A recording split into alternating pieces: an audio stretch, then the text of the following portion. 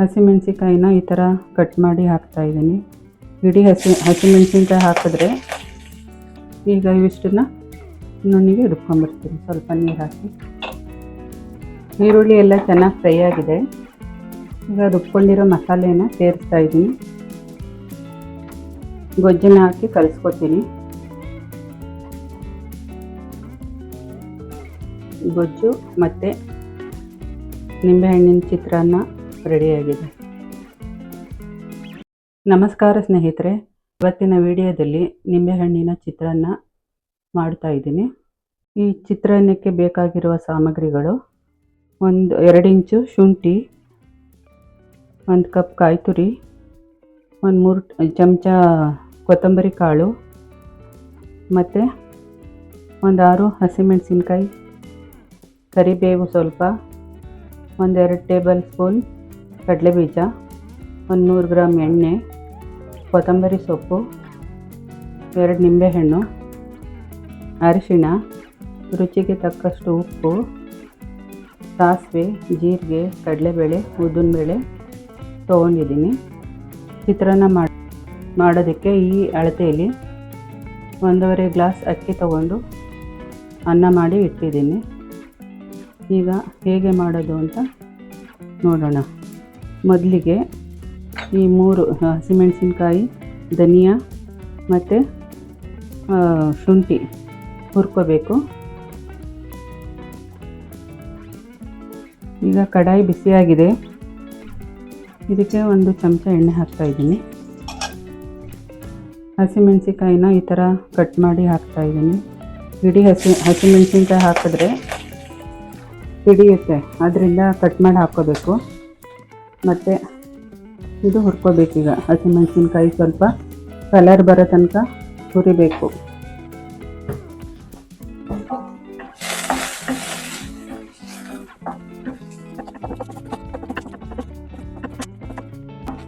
ಹಸಿಮೆಣಸಿನ್ಕಾಯಿ ಹುರಿದಾಗಿದೆ. ಈಗ ಶುಂಠಿ ಹಾಕ್ಕೊಳ್ತಾ ಇದ್ದೀನಿ.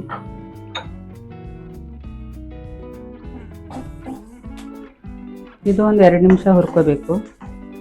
ಹಸಿಮೆಣಸಿನ್ಕಾಯಿನ ಈ ರೀತಿ ಹುರಿದು ಹಾಕಿದ್ರೆ ಗ್ಯಾಸ್ಟ್ರಿಕ್ ಪ್ರಾಬ್ಲಮ್ ಬರಲ್ಲ. ಯಾವಾಗಲೂ ಹಸಿಮೆಣಸಿನ್ಕಾಯಿನ ಹುರಿದು ಹಾಕಬೇಕು.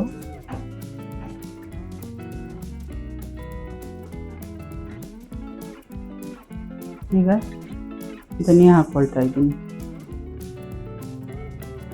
ತುಂಬ ಹುರಿದ್ರೆ ಕಹಿ ಆಗೋಗುತ್ತೆ. ಇವಾಗ ಇದಾಗಿದೆ. ಈಗ ಈ ಮಸಾಲೆ ಪದಾರ್ಥಗಳೆಲ್ಲ ಹುರಿದಾಗಿದೆ. ಇದು ಒಂದು ಸ್ವಲ್ಪ ಆರಬೇಕು. ಇದು ಆರಿದ ಮೇಲೆ ರುಬ್ಕೋಬೇಕು. ಜಾರಲ್ಲಿ ಹಾಕಿ ರುಬ್ಕೋಬೇಕು. ಈಗ ಒಂದು ಜಾರ್ ತೊಗೊಂಡಿದ್ದೀನಿ. ಅದರಲ್ಲಿ ಕಾಯಿ ತುರಿ ಹಾಕ್ಕೊಳ್ತಾ ಇದ್ದೀನಿ. ಈಗಾಗಲೇ ಹುರ್ಕೊಂಡಿರೋ ಮಸಾಲೆ, ಧನಿಯಾ, ಹಸಿಮೆಣಸಿನ್ಕಾಯಿ, ಶುಂಠಿ ಇದಿಷ್ಟು ನುಣ್ಣಗೆ ರುಬ್ಬಬೇಕು.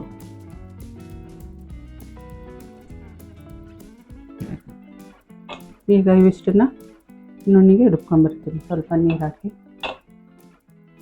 ಗೊಜ್ಜು ಮಾಡೋದಕ್ಕೆ ಒಂದು ಪಾತ್ರೆ ಇಡ್ತಾಯಿದ್ದೀನಿ, ಬಾಣಲಿ ಇಡ್ತಾಯಿದ್ದೀನಿ.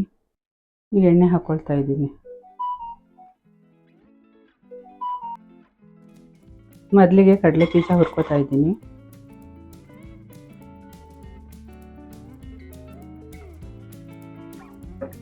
ಇದು ಸ್ಟೀಲ್ ಪಾತ್ರೆ ಆಗಿರೋದ್ರಿಂದ ಗ್ಯಾಸ್ ಉರಿನ ಮೀಡಿಯಮ್ನಲ್ಲಿ ಇಟ್ಕೊಂಡಿರಬೇಕು, ಇಲ್ಲಾಂದರೆ ಸೀದೋಗೋ ಚಾನ್ಸಸ್ ಇರುತ್ತೆ. ನಾನು ಮಾಡ್ತಿರೋ ಮೆಥಡಲ್ಲಿ ನಿಂಬೆಹಣ್ಣಿನ ಚಿತ್ರಾನ್ನ ತುಂಬ ಚೆನ್ನಾಗಿರುತ್ತೆ. ಇದು ಲಂಚ್ ಬಾಕ್ಸ್ಗೆ, ಬೆಳಗಿನ ತಿಂಡಿಗೆ, ಹಬ್ಬಗಳಲ್ಲಿ ಚಿತ್ರಾನ್ನ ಮಾಡಿ ತಿನ್ಬೋದು. ತುಂಬ ಟೇಸ್ಟಾಗಿರುತ್ತೆ ಅನ್ನ ಇದು. ಇದಾಗಿದೆ. ಒಂದು ಪಾತ್ರೆಗೆ ತೊಗೊಳ್ತೀನಿ. ಇದನ್ನ ಒಂದು ಬಟ್ಲಿಗೆ ತೆಗೆದಿಟ್ಕೊತೀನಿ.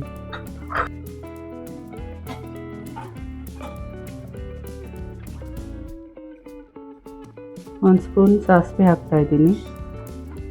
ಜೀರಿಗೆ ಒಂದು ಅರ್ಧ ಸ್ಪೂನು, ಕಡಲೆಬೇಳೆ 1 ಸ್ಪೂನು, ಉದ್ದಿನಬೇಳೆ 1 ಸ್ಪೂನು.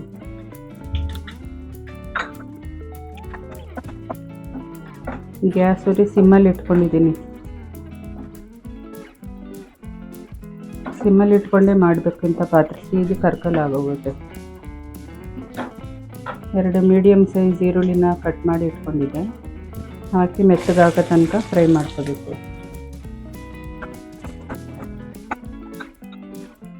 ಈರುಳ್ಳಿ ಬೇಯೋಕ್ಕೆ ಒಂದು ಸ್ವಲ್ಪ ಉಪ್ಪು ಹಾಕ್ತಾಯಿದ್ದೀನಿ. ಉಪ್ಪು ಹಾಕೋದ್ರಿಂದ ಈರುಳ್ಳಿ ಬೇಗ ಬೇಯುತ್ತೆ. ಈರುಳ್ಳಿ ಎಲ್ಲ ಚೆನ್ನಾಗಿ ಫ್ರೈ ಆಗಿದೆ. ಈಗ ರುಬ್ಕೊಂಡಿರೋ ಮಸಾಲೆಯನ್ನು ಸೇರಿಸ್ತಾ ಇದ್ದೀನಿ.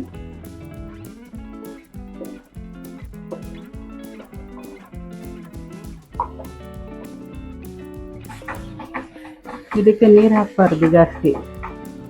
ಜಾರು ತೊಳೆದು ಒಂದು ಸ್ವಲ್ಪ ನೀರು ಹಾಕ್ಕೋಬೇಕು. ಗ್ಯಾಸ್ ಊರಿನ ಮೀಡಿಯಮಲ್ಲಿ ಇಟ್ಕೊಂಡಿದ್ದೀನಿ.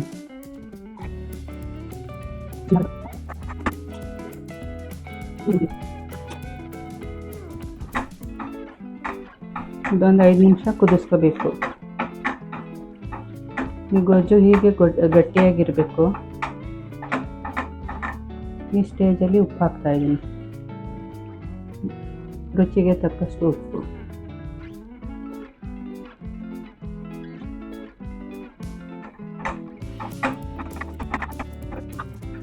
ಈಗ ನಿಂಬೆಹಣ್ಣಿನ ಚಿತ್ರಾನ್ನದ ಗೊಜ್ಜು ಚೆನ್ನಾಗಿ ಮಸಾಲೆ ಎಲ್ಲ ಚೆನ್ನಾಗಿ ಬೆಂದು ಎಣ್ಣೆ ಬಿಟ್ಟಿದೆ.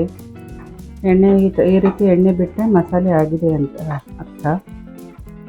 ಸ್ವಲ್ಪ ಕಾಯಿ ತುರಿ ಉಳಿಸ್ಕೊಂಡಿದೆ, ಅದನ್ನು ಹಾಕ್ತಾಯಿದ್ದೀನಿ. ಒಂದು ಸ್ವಲ್ಪ ಕೊತ್ತಂಬರಿ ಸೊಪ್ಪು. ಕಾಯಿ ಎಲ್ಲ ಸ್ವಲ್ಪ ಬೇಯಬೇಕು, ಇಲ್ಲಾಂದರೆ ಇದು ಗೊಜ್ಜು ಅಳಿಸೋಗುತ್ತೆ.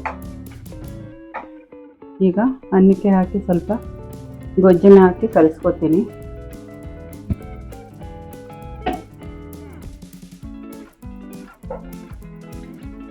ಅನ್ನ ರೆಡಿ ಇದೆ ಇಲ್ಲಿ. ಈಗ ಗ್ಯಾಸ್ ಆಫ್ ಮಾಡಿಬಿಟ್ಟು ಈ ನಿಂಬೆಹಣ್ಣು ಕಟ್ ಮಾಡಿ ರಸ ತೆಗೆದಿಟ್ಕೊಂಡಿದ್ದೀನಿ. ಇದೀಗ ಗೊಜ್ಜಿಗೆ ಸೇರಿಸ್ತಾ ಇದ್ದೀನಿ.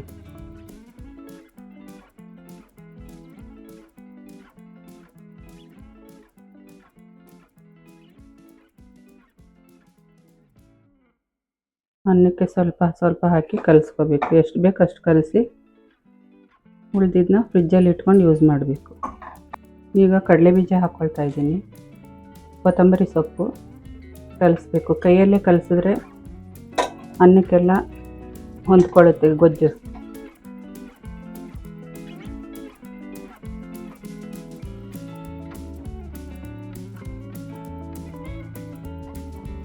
ಅನ್ನ ಎಲ್ಲ ಕಲಸಿ ರೆಡಿಯಾಗಿದೆ. ಸ್ವಲ್ಪ ಉಪ್ಪು ಕಡಿಮೆ ಆಗಿದೆ.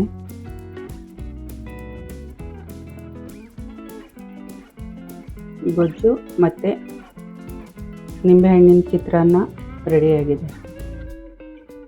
ಇದು ನಿಮಗಿಷ್ಟ ಆದರೆ ಲೈಕ್ ಮಾಡಿ, ಶೇರ್ ಮಾಡಿ, ಸಬ್ಸ್ಕ್ರೈಬ್ ಮಾಡೋದನ್ನ ಮರಿಬೇಡಿ.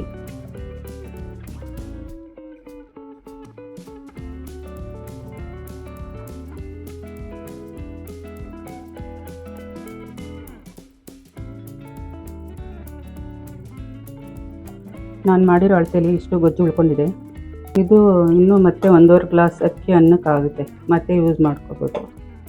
15 ದಿನ ಫ್ರಿಜ್ಜಲ್ಲಿಟ್ಟು ನಾವು ಸ್ವಲ್ಪ ಯೂಸ್ ಮಾಡ್ಕೋಬೋದು.